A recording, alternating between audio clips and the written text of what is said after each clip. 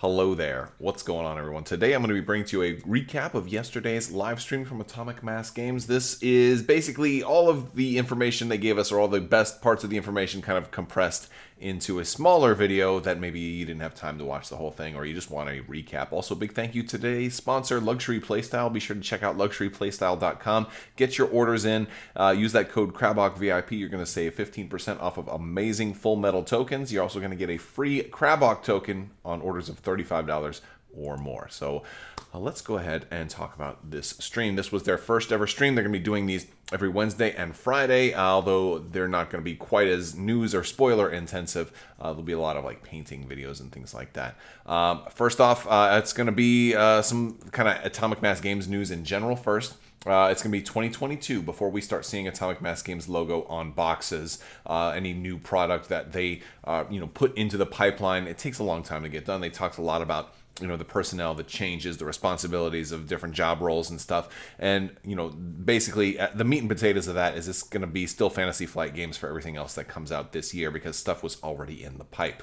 Kind of a lot of stuff that we already expected.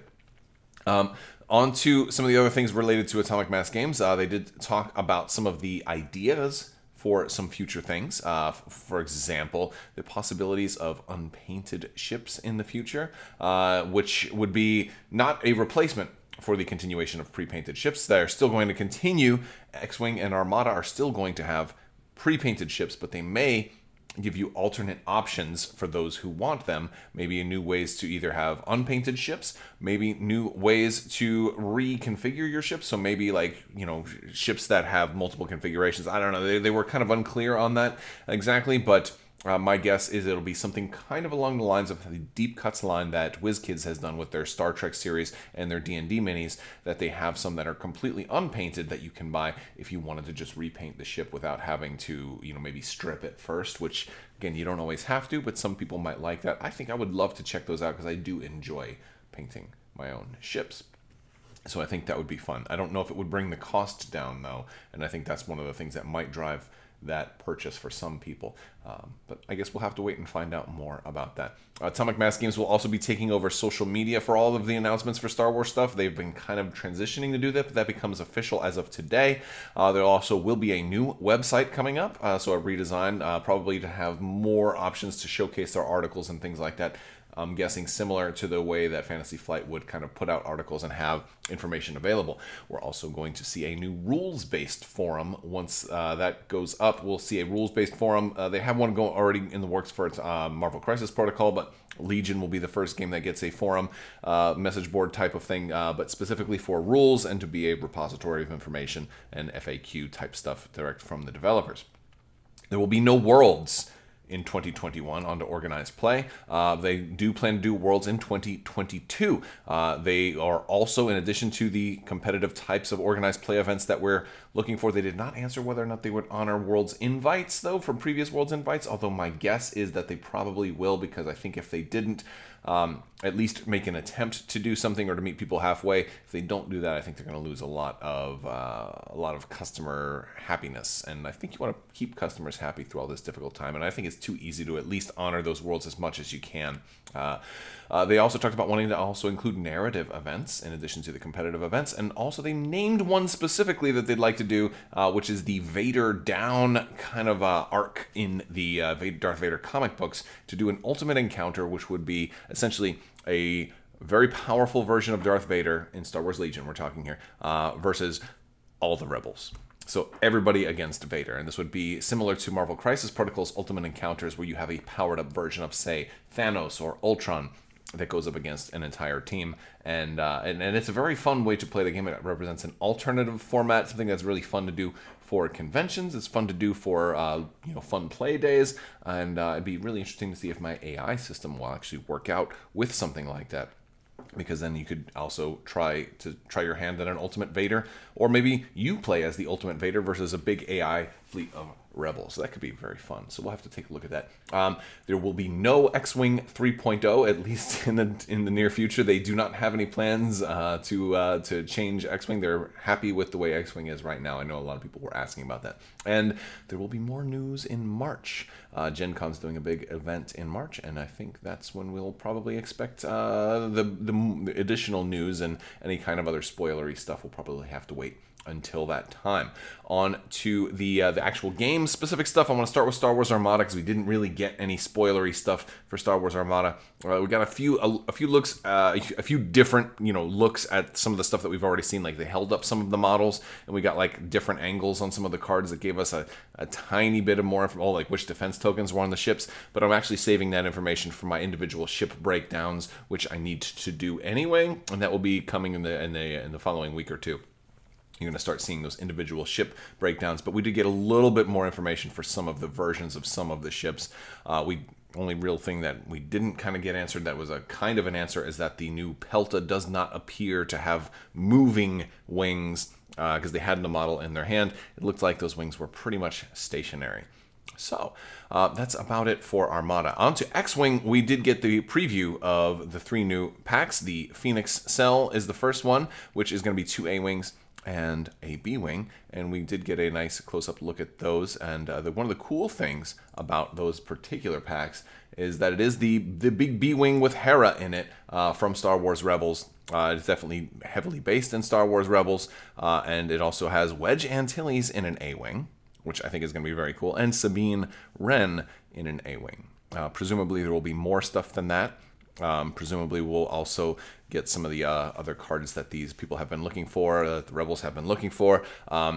We also get a look at Hera's card, and this also has a lot of people asking the question, well, where's that super laser that the B-Wing had? And I think that they will, my money is on the fact that they'll probably put something like that in this pack, but make it not tournament legal. So they have the new rules reference thing where they can actually give people keywords and show whether or not, or the points PDFs where they can say if this is legal in hyperspace or if it's legal in extended, which almost everything is legal in extended. But we saw what the hyperspace rings for the Clone War for the clones that they're not necessarily going to have to make everything tournament legal. And so I think this would be a great opportunity to put a big, super awesome super laser on a B-Wing in there, but maybe not make it tournament legal. It'd be really fun for epic play, though, if you wanted to kind of put maybe a 50-point weapon upgrade on a B-Wing that can potentially take down a capital ship.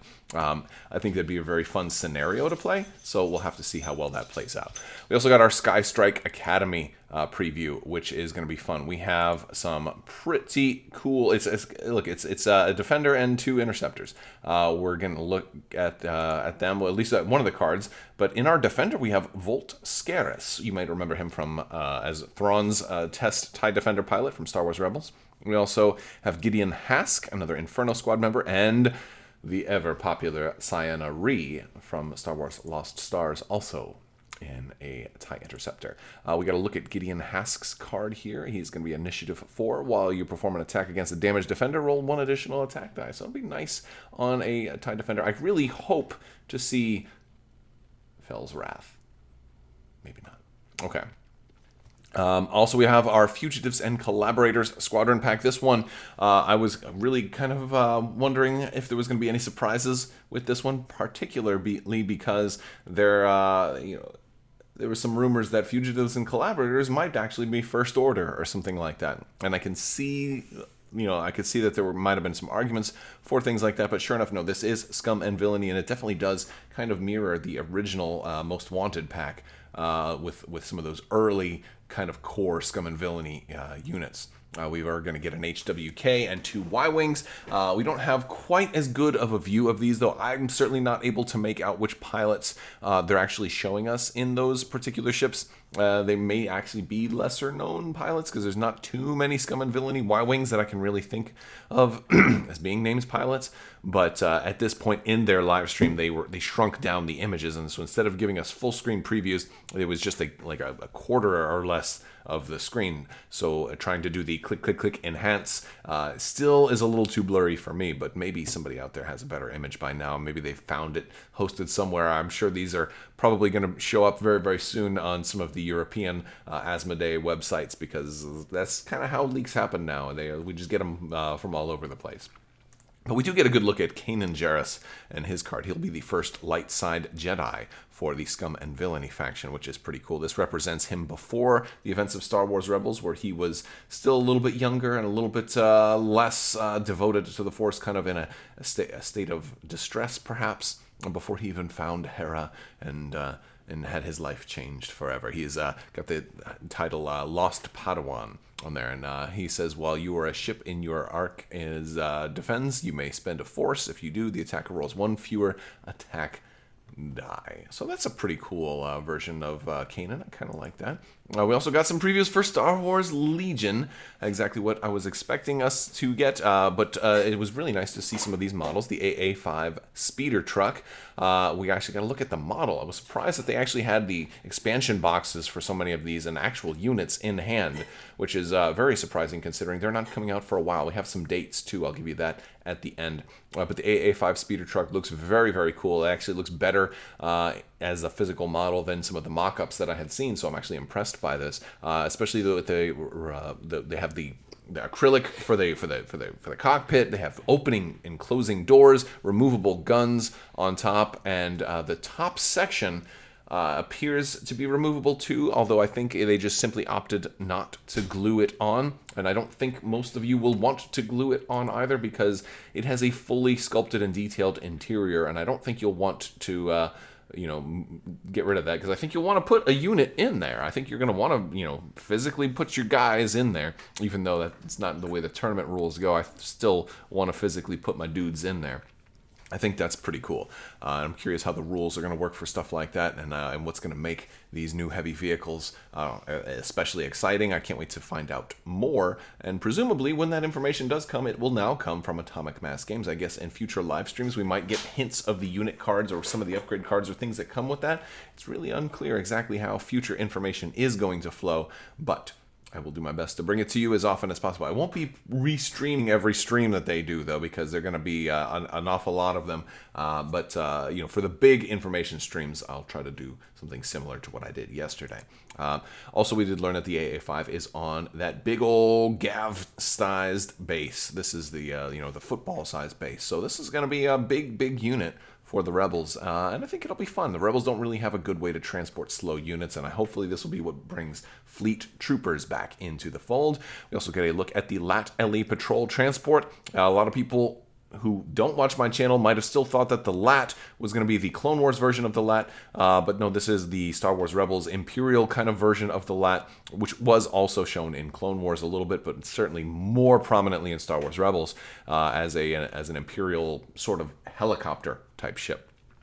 But the interesting thing about this is, the big surprise is that this is going to be a dual faction release. This is going to be usable for both the Republic and the Empire. I almost said Grand Army of the Republic, which I guess is technically their name, the GAR, right? I just usually don't say that, so it just doesn't flow off the tongue too well. But yes, the both factions are going to be able to have this, and the weird thing is, I wonder if this is, because it's a big box. Look, Simone Elliott was holding it, and it was massive, a massive box. Or maybe it was Will Schick that was actually holding it. But regardless, this looks like their biggest expansion ever for Star Wars Legion, with as much as in this. It's a big model. It looks like it could potentially rival some of the biggest models in the game. It might even be bigger than the AAT. It certainly looks very, very big. It's very detailed. Looks like it has a lot of cool stuff. I'm not super crazy about the cage that goes on the front. It looks like it's a little too bubbly and not as precise, but maybe it'll look different once painted. If we go back to that, like that looks a little more precise, and this looks a little too bloated for some of the plastic there. I'm not sure. Maybe it's just me. Let me know in the comment section what you think. Also, by the way, there's that new round of the giveaway going on right now for a $25 Amazon gift card. You just have to be a subscriber and leave a comment on this or one of my videos. It's as simple as that. Also, if you're in my Discord, I was doing a couple of promo giveaways, and there's a new giveaway channel, and I'll actually be picking a winner to win some of those promos this weekend. But you got to be in Discord for those. But yeah, so we got some great images of this particular helicopter. They didn't really talk much about the units or what they do, but we do also see that they're going to be using the same size base as the heavy vehicles for the Separatists and the Republic, which is that big round grapefruit base with the notches on both the fronts and the sides. Presumably this one will be hover air. I think they'll both probably be closed transport, and you know, and that's going to be fun. It's going to be interesting to see how these are very different. I can't wait really to see this one. I think it's going to be really fun to get this one on the tabletop. The big question is to get two. You know, paint them both gray, or maybe get one gray and paint one a little bit more Republic. But then if I want to run two in the Imperial list, am I going to be like, you know, like I don't know. It's going to be really tough because Legion is not a cheap hobby, and these are both probably going to be really expensive. We didn't get prices on these. We did get release dates. X-Wing's stuff, all three of those ace packs are going to be releasing on March 26th. Armada's next wave will be releasing on April 16th, and the Legion heavy vehicles will be releasing on May 20th. And that pretty much summarizes all the major talking points from the live stream. Hopefully you liked this video. Let me know what you think down in the comment section. If you do like the video, also be sure to share the video, like the video, subscribe, click the bell for alerts. Check those links in the description below. Crabbok.com has a lot of collections of information, all of my product reviews, playmats, terrain, AI systems, free expansions, you know, the Deep Space Nine expansion for Armada, the Armada AI, the Legion AI, all kinds of stuff like that. It's all on Crabbok.com, as well as links to my social media. You can find me, all of that stuff in the video description below. Discord, hop in there. Check out the Teespring store. And don't forget to check out LuxuryPlaystyle.com and get yourself 15% off or a free Crabbok token. That's about all I've got. Big thanks to my patrons, by the way. You guys are absolutely amazing. Couldn't do this without your continued support, so thank you for continuing to support the channel. If you're interested in Patreon, be sure to check those links in the description below. Thank you so much, and as always, have a great day.